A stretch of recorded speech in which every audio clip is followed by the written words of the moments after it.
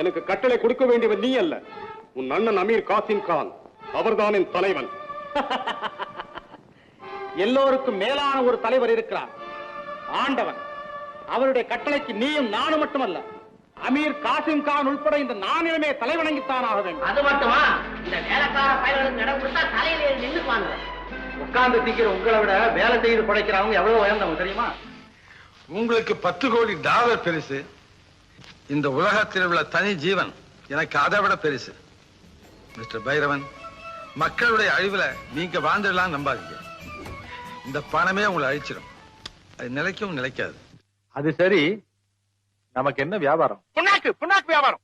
ஓஹோ, என்ன தம்பி சிரிக்காம இருக்கீங்க? அப்படி இல்லைங்க. ஒரு வியாபாரியின் திறமையத்தான் கவனிக்கணுமே தவிர அவன் விக்கிற பொருளை பத்தி கவலைப்படவே.